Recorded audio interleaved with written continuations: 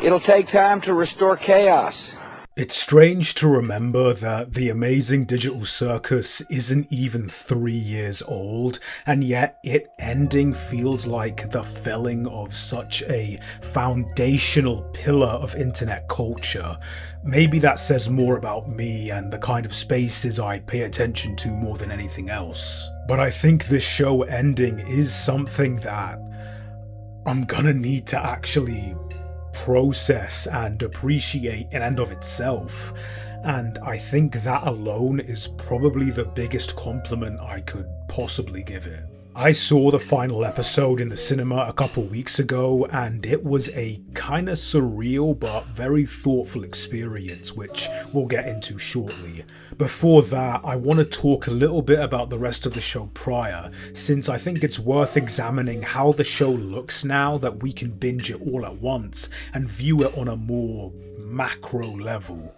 One of the first things that stood out to me as I rewatched the series the day before going to see episode 9 is how quickly the series finds its footing after the pilot. The pilot is cool and sells you on the show and the premise, but looking back, it is clearly a pilot that was obviously made in somewhat of a vacuum and thus doesn't totally gel with the rest of the show, and not just because of the comparatively weaker and stiffer models and animation. Like, after you realise that Jax is best friends with Kaufmo, or that abstraction is tantamount to death in the eyes of the characters, it seems weird that all the characters basically play it off as like a wacky inconvenience. The episode ends with them going, "Damn, can't believe Coffee croaked it," and then just eating dinner like nothing ever happened, which makes it almost a little funny when the very next episode ends on his funeral.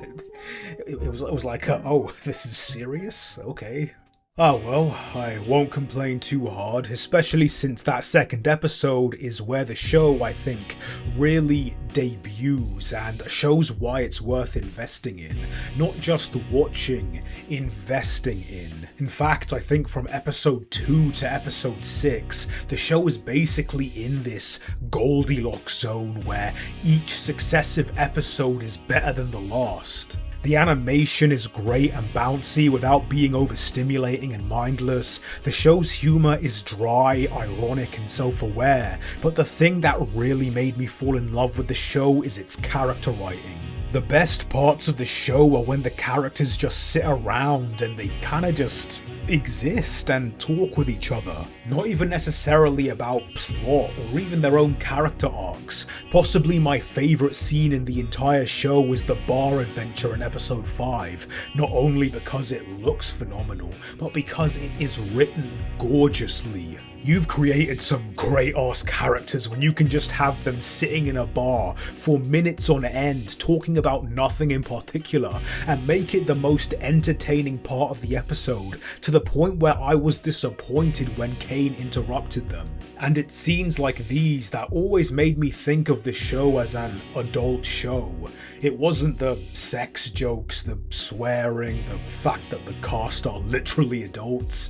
It was the maturity with which it handled its characters. Now, from episode 7 onwards, the show begins building towards its climax, and it's here where I think a few problems do start to pile up on the writing side, most related to pacing, less so momentary, more in terms of the overall plot. I think a lot of people would say that the show absolutely would have benefited from more episodes like 3 and 4, more individual character-focused episodes that dive into one of the circus members and really allow Pomni and or the audience to form a genuine, unique, one-on-one relationship with them. But as it stands, that only really happens with Kinga and arguably Gangle. The Jax and Pomni relationship is one that gradually develops in the background before climaxing in episode 6, which is good, but maybe instead of episode 6, it could have been like, episode 7 or 8, and give Ragatha or Zubul a chance to properly shine. Speaking of, this is around the point another issue starts to make itself known. And I say issues because this is less a problem with the show itself and more to do with the marketing or PR. See, the show starts out as a largely ensemble cast with, yes, Pomni as our audience surrogate, but still making plenty of time for other characters. However, around episode 5, the spotlight begins to tighten around her and Jax as they begin moving into explicitly protagonist roles, which I don't have a problem with. Pomni was already the main protagonist, and Jax is arguably the most psychologically messy and complex character in the show, who is also the one who drives a lot of the character conflict and drama by virtue of being the most antagonistic. So it makes sense that a greater focus will be placed on him, since wrapping up his character would naturally require more effort. The problem arises when you've spent most of the time before these episodes talking about how the show was like an episodic ensemble show with one big episode for everyone's favourite character where no one gets left out, except if you watch the show with that perspective. Yeah, people do kind of get left out. Not helped at all when you put out a tweet detailing episode by episode which characters are going to get their spotlight in which episode. It's just begging to be thrown back in your face when it doesn't end up panning like that. Like, episode 3 is a Kinga/Zubel episode, which is already kind of tragic for the both of them since they have to share an episode. But even then, Kinga easily dominates since he's the only character with a complete arc in the episode, whereas the Zubel side acts more like an introduction to their character and not a proper spotlight. And episode 5, Goose, if you're watching this video, first things first, stop, because you need to put more boundaries between yourself and your fan base. But the idea that this is supposed to be the Ragatha episode is laughable. If anything, this is a prologue to the Jax episode. This is where he starts actually taking his place as the de facto co-protagonist. I never would have guessed that this was meant to be Ragatha's episode. And you want to know the funniest part of all this? The intended Jax episode does more to highlight Ragatha's character than her own spotlight episode. The aquarium scene with Kinga? Fucking phenomenal. I mean, it would have been better if they'd had more than one noteworthy interaction prior to this, but it nearly steals the episode. It's that good. This is the scene that made me get her as a character. She became one of my favourites after this. She's probably the character I relate to the most out of the entire cast. And it's in the Jax episode. On God, I feel like a good 5 to 10% of the discourse around this show would not exist if this tweet did not exist. What was I talking about? Oh yeah, the pacing. Episode 7 is a pretty wild curveball to the point of being jarring, but is almost completely saved by its ending. Again, I just wish we'd built up the characters a bit more before moving into the climax, but I was gleeful watching those final couple minutes. Same with episode 8, I like most of what happened here, specifically the entire episode after Kane goes full am and starts torturing the cast, leading to them rebelling against and accidentally deleting him. This episode, however, does include the scene that is probably the biggest poster child for most of the show's writing issues. If there is any scene in the show that suffers from a lack of appropriate weight and build-up, it is this one.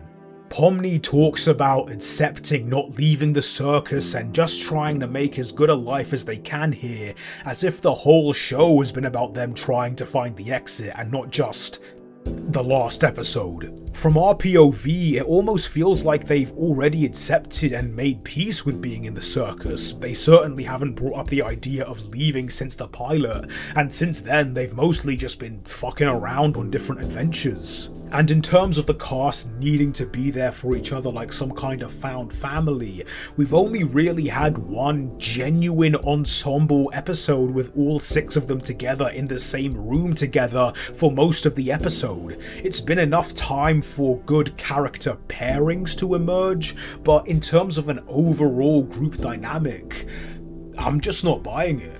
And then there's this honestly kind of baffling line from Pomni about how we've all done bad things. No, you haven't. What bad things have you done? What bad things have any of you done? I could fill a whole book with all the bad things Jax has done. Barely an episode goes by without him committing some kind of grievous harm. But what cardinal sin has Gangle committed? Make everyone work at McDonald's for a day? What does she think Kinga did? Man barely knows he's awake half the time. Oh, but don't get me started on Ragatha and her being a little hard to talk to and uncomfortable to be around sometimes. This scene feels like it was ripped from some alternate universe where it takes place in episode 9 of 12 and not 8 of 9. It reads as us being told the show's message rather than shown the message, and is probably the only instance where the show, say it for me Peter, it insists upon itself, Lois. I've been pretty critical of the show's writing the past like 2 or so pages, and I will continue to be so once we move into the final episode, but I feel like it's important I stop and clarify.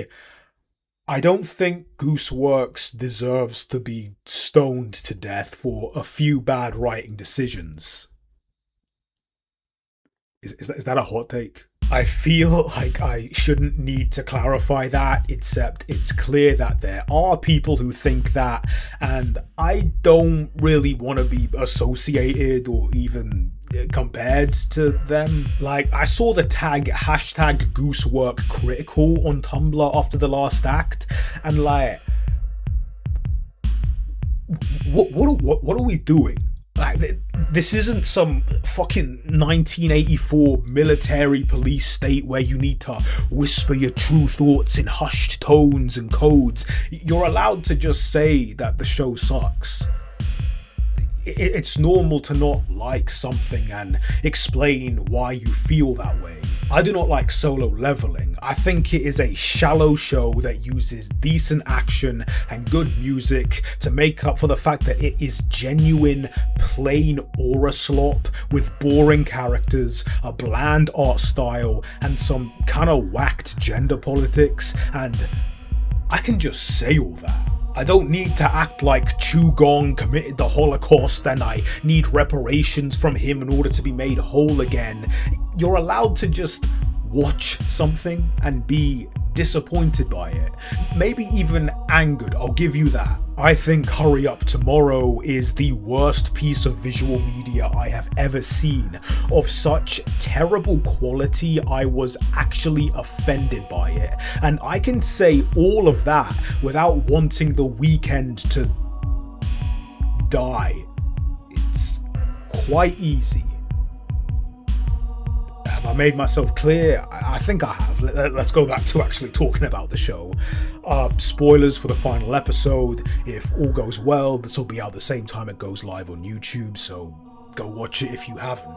Episode 9 really is, for better or for worse, the culmination of everything the show has been and has become. With the revelation that everyone trapped in the circus is just a brain scan copy of their original self, Soma style, there's this great despair that settles over most of the cast that they need to try and break through by accepting what's left of whatever life they have, and trying to find meaning in that as they slowly rebuild the rest of the circus after Klain's as they slowly try and rebuild what's left of the circus after Kane's death. All of this great. It's the kind of stuff I was looking forward to seeing after the episode 8 cliffhanger. The issue is, of course, and I'm sounding a bit like a broken record, most of it gets skipped over so we can watch Jax crash out. Look, I've accepted it at this point, but I can imagine a lot of people were frustrated that even to the end, Jax is still hogging up the screen time, and I get it, and I'm someone who was genuinely interested and invested in their character. Their sudden and abrupt abstraction was a great sudden twist, and the whole sequence of Pomni travelling through their psyche, finally getting clarification on their backstory, their relationship with Kaufmo and Ribbit, which is genuinely really fucking great to see unfold, plus final confirmation on what everyone was speculating and headcanoning. Call Jax a coat, cause she's in the closet. They never actually come out though, and Pomni continues referring to them and their IRL self with mask pronouns, so I'll just split the difference and go gender neutral. Welcome to the club, babe. This part of the episode is, like I just said, really fucking good, especially in the animation, direction, and the performances. I could talk about it all day. I want to shout out this one moment where Jax is choking Pomni out, and they're just cold smiles staring at them with their eyes so blown out they almost go completely black. It's probably the one moment in the entire show that's actually kind of frightening, and I 100% mean that as a compliment. However, this sequence is also reflective of another issue with the show's propping up of Jax at the expense of literally everyone else who isn't called Pomni. Last year, I made a video on my main channel about how Jax, among other characters, not being a good person but still being shown in an empathetic light is not a bad thing. Part of what makes them interesting characters is that you can see the delusion and lies they tell themselves and other people form and manifest, and understanding and acknowledging the maybe relatable and understandable reasons a character does the things they do is not synonymous with excusing or downplaying those things, and I stand by that point even in relation to Jax. However, now that the show is done and I can look at it on a macro scale, I do think that Jax is given an excessive amount of narrative sympathy, and that isn't me saying that their crimes aren't acknowledged. I guess it's more that it feels like they're being de-emphasized in favor of focusing on the tragic aspect of Jax's character, which, as I've said before, is a legitimately interesting part of their character, but in part because of how it works with Jax's interactions with the other characters who, if we're being honest, kind of get shafted a little bit so that their abuser can get their flowers. Jax is a horrible human being who is so emotionally insecure and desperate for control that they need to drag down, push away, and box in everyone else around them to the point of making their lives miserable. In fact, and I don't know if this is intentional or not honestly, but the way that their backstory is edited and told implies that Jax and Jax alone is responsible for the dour and toxic atmosphere of the circus that begins to fester and build until Pomni finally shows. Before they start acting out, everyone is kind of just getting along and having fun on adventures and picking themes and going out for coffee,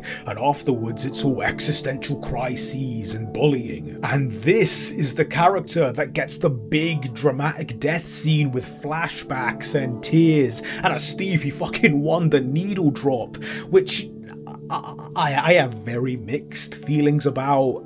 I think the moment itself is very well directed. I couldn't help but get swept up in it.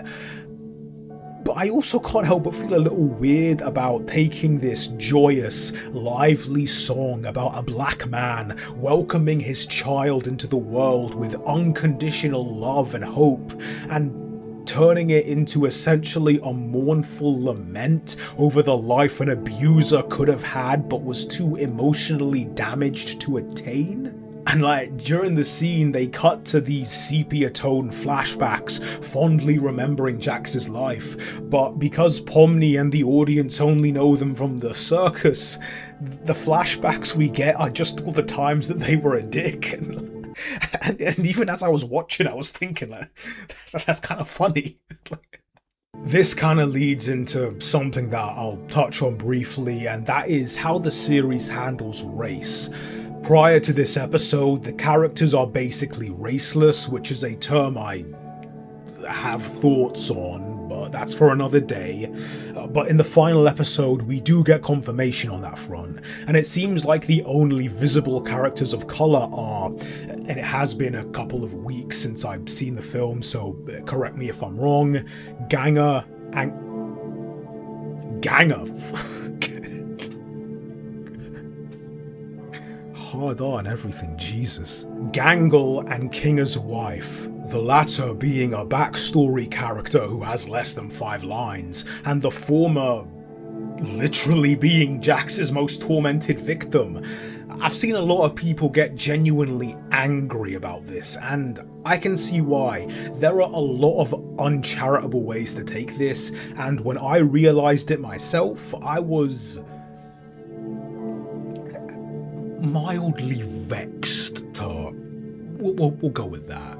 What I will say is that I don't view this as actively malicious, more casually thoughtless. The same thoughtlessness that led to them casting Chiwetel Ejiofor as the lead in Backrooms, without really considering the implications of making that character a black one. We'll get more into that in a main channel video I'm probably going to do about that film. Keep an eye out for that. Now, that doesn't mean it shouldn't be called out or addressed, or even that your annoyance, sadness, or anger at this isn't valid. Of course not. What I'm saying is that I don't think this was a deliberate act of sabotage.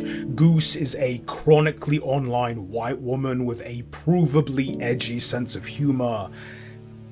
She's gonna have her blind spots. Let's point them out and hope she does better next time. That's how I would want to handle this. And I do hope there is a next time. With all the criticism I've been given, you might have gotten the impression that I don't like the show anymore, or that I was disappointed with the finale, and that is not the case. I still think that stretch of episodes from 2 to 6 is genuinely great. I can see myself rewatching them a bunch in the future, and even if I don't like 100% of the finale, even if it has retroactively exposed a lot of flaws with the show, it was still really cool seeing it on the big screen, and I'm glad the series did get a real, proper, definitive finale. That's not guaranteed to any one series, let alone a web series, and I think that this one, for all its faults, did leave me with a nice sense of closure. I walked out the theatre feeling genuinely glad we were leaving the characters in a happy place, and even now, sitting here after everything I've said, I still look back on the series with a great amount of affection. I hope that Gooseworx can look back on what she and the rest of the team have made with pride. They've created a real juggernaut, one that's paved a way forward for a lot of other indie animation to follow, and I'm genuinely excited to see what people make in the wake of this ending. And to you, whether you enjoyed the finale, whether it pissed you off or you just thought it was whatever, I hope you at least got something out of the journey, and if you didn't, then hopefully hearing me express my own thoughts about the show helped you process yours. Bye. Cause what's the point of building wealth if you lose your soul? Your sense of self is the only thing you truly own. It's so important that I'm moving at my own pace. To go at any other speed would be such a waste. Don't need a plan, I'm not a rat, there's no need to race. Just me, myself, and my keys is my happy place. No, I don't wanna burn out, you know I'd rather fade. Tell my landlord rip the check up, I live my life on stage. My life is survival horror, good thing I'm Leon K, giving grace to any other who cannot find their way.